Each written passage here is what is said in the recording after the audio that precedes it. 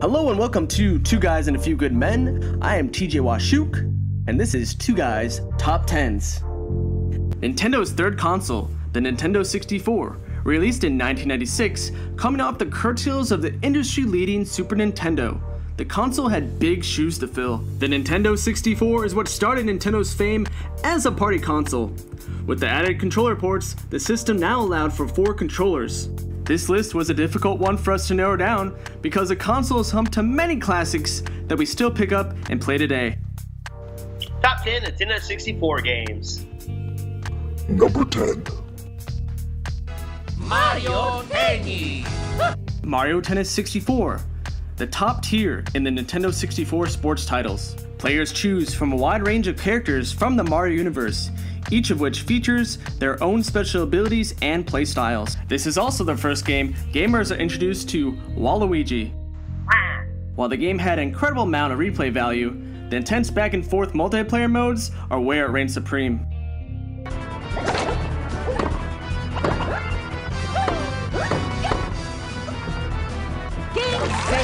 Number 9. Pokemon Stadium. It was revolutionary.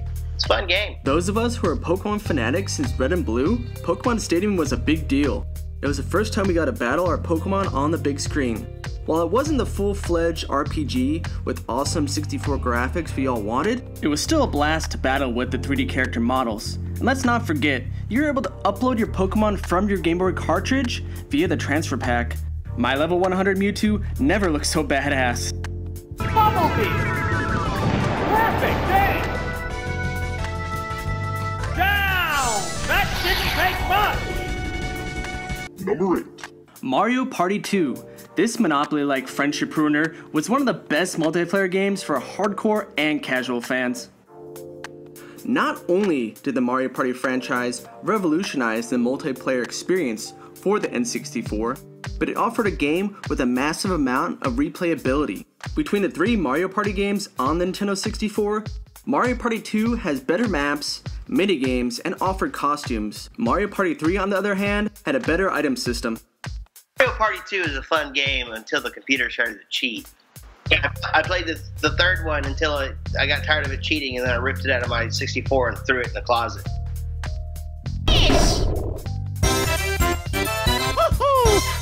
Number 7. Tony Hawk Pro Skater. Man, what a soundtrack. When you think of 90s games, Tony Hawk Pro Skater is probably one that first comes to mind.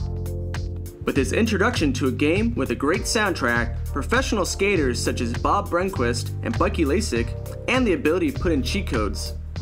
Great game, tons of fun, lots of different levels, lots of different skaters to play as. What also made this game so great was tinkering around with the different skateboard customization settings and multiplayer games such as Horse.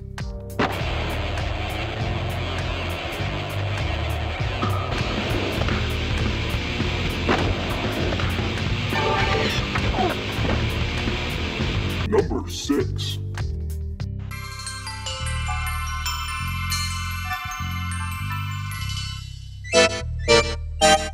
Super Smash Brothers! I remember this game came out of nowhere. A fighting game starring 12 Nintendo mascots from different game genres. Yeah, and it was one of the first fighting games of its style. Mascots such as Mario, Luigi, Fox, Link, Samus, Pokemon's Pikachu, and Jigglypuff, for whatever reason that was. I think Jigglypuff was popular at the time. And even Captain Falcon from F-Zero. Yeah, it is odd to see him out of a car. You know, you actually had platform hazard. You could fall off the stage. You could use items.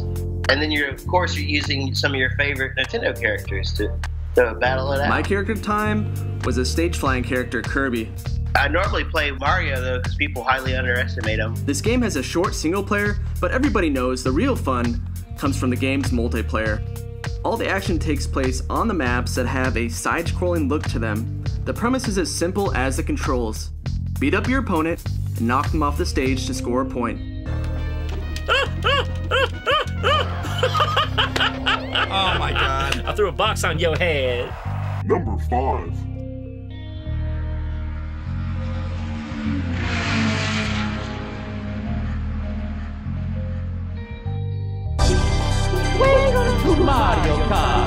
Mario Kart 64. The single player mode is fun. Each track has a different theme, from Moo Moo Farm to Rainbow Road. Players can race as everybody from Mario himself to Luigi, Princess, Yoshi, Bowser, Donkey Kong, and Wario. Mario Kart 64 wouldn't be on this list if it wasn't for the game's fantastically addictive multiplayer mode. The definitive racing game of the Nintendo 64 era. Anyone can pick up this game and have a fun time with friends.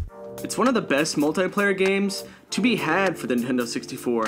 To this day, this version of Mario Kart has the best battle mode.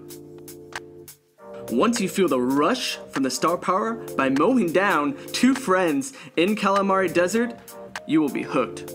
Number 4. You guessed it, it's GoldenEye. This was the multiplayer game back in the day. It was the best shooter. Man, you could spend hours on just the multiplayer alone. The story was fun, followed basically the movie, but there were tons of missions to go on, lots of bad guys to shoot. Though PC gamers had enjoyed 3D first-person shooters for some time, console gamers were relatively unaware of them before GoldenEye. It became the definitive first-person shooter for the console, thanks to the outstanding storyline, sound, and stunning realism. Now, Perfect Dark may have been an upgraded version of this game. Can't deny that GoldenEye's greatest impact was its introduction of multiplayer deathmatch to the consoles. Oddjob was hilarious because he was a midget. I mean, he was a little person, and he had a smaller hitbox. And then it had a ton of different cheat codes that you could put in. DKMO, big heads and big arms. Number 3. Banjo-Kazooie.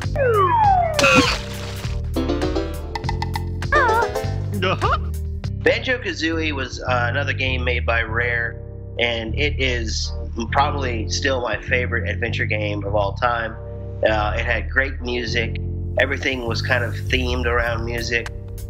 The levels were wacky, the characters were odd. It had its own little secrets that you could explore and find. I remember one time I kept talking to Mumbo Jumbo and getting him to transform me, and he turned me into a T-Rex and said, uh-oh, that's for the next game. And then at one point he'll turn you into a washing machine and says, uh-oh, that's not right, or something like that. Now, there's a little known secret that if you find, there's a way to get into the ice cavern key, but you have to actually insert the second game. You have to turn off the Nintendo 64, take Banjo-Kazooie out, put in Banjo-Tooie, and then I think you have to put in a code at the Sandy Castle area, and then I think you swap them back out again, if I remember correctly. That allowed you to get into this ice cave on Banjo-Kazooie. Wow, I didn't even know something like that was possible. Little secret, bud. I played the hell out of Banjo-Kazooie. Wacky Bear and Bird, a villain that just constantly speaks in rhyme. The game also had so much to collect. Well, you had to find all the Jiggies, you had to find all of the Jinjos. Of course, whenever you fly around and shoot eggs, you got to collect eggs and feathers. Also Globos, Cheeto Pages, Honeycomb Pieces, Skill Top Honeycombs, Mystery Honeycombs, and Game Packs. There's a lot to the game, man. Number 2. Super Mario 64. Yahoo! Super Mario 64 led the charge into transitioning its beloved 2D games to 3D. Alongside Pilot Wings, this is one of the first games to come out on the Nintendo 64 console. This game established the Nintendo 64 as a powerhouse console from day one. Super Mario 64 was a long game. There was a lot to do, a lot of replayability. It was one of the first games I played on 64. Yeah, you had an outer world, you had a castle to go run around. You jumped into paintings, you jumped into the levels. So there was like an overarching story other than just progressing through levels. In 1991, Nintendo's Shigeru Miyamoto had conceived a 3D Mario game, Super Mario FX, while working on his Star Fox game at the time. Miyamoto developed most of the concepts for the game during the era of the Super NES, and considered using the Super FX chip to make it an SNES game, but later decided to develop it for the Nintendo 64 due to the console's technical limitations. The game was later renamed renamed Super Mario 64, and it went into development in 1994. This game was one, if not the first, 3D platformer. Yeah, you're absolutely right. It wasn't scrolling to the right on a map. The game offered 12 different courses with 7 stars to find in each one. I like Dire Docks, and I can't remember the name of it, but the level where you can raise and lower the water. That reminds me, you were able to explore outside the castle and even find a secret door. Yeah, get into the Metal Mario area. That's right, it also offered different power-ups from the other Mario games before. Yeah, rather than putting on a flying raccoon suit, you had a wing cap. Invisible Mario. Or not invisible, but like you could walk through gates and stuff, I think. Yeah, this game offered so much fun to be had. I remember playing this game with my friend Cameron and Mark even. We used to switch off and play the game. On my personal account, there's a hilarious bit of Cameron finding a glitch in Mario 64 in the dry desert.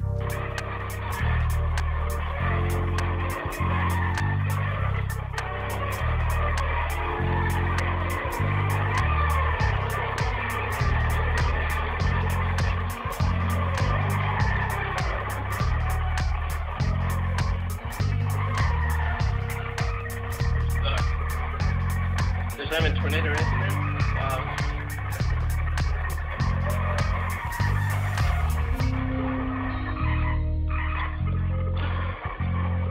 Dude, what the fuck? Look at the sound is there. Well, what the hell then? Yeah, Number 1.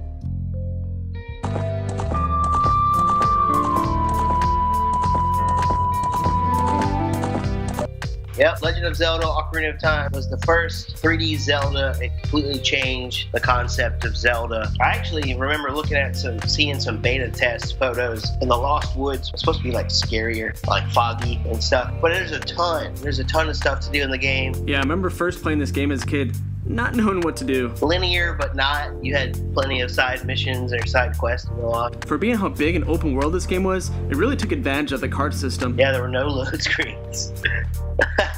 Ocarina of Time also kind of broke some records, some sales records too, whenever it came out. It was a huge game. People loved it. I would normally wear the red, the Goron suit. I beat the game with the big Goron sword. Well, I didn't beat it because you got to swap out for the Hylian sword, or the Master Sword there at the end. But yeah, that's what I did. Alright, well that'll do it. That has been the Two Guys Top 10s Nintendo 64 games. In the comments below, let us know what is your favorite Nintendo 64 game. Don't forget, if you haven't already, subscribe and give us a thumbs up. This has been a Two Guys production.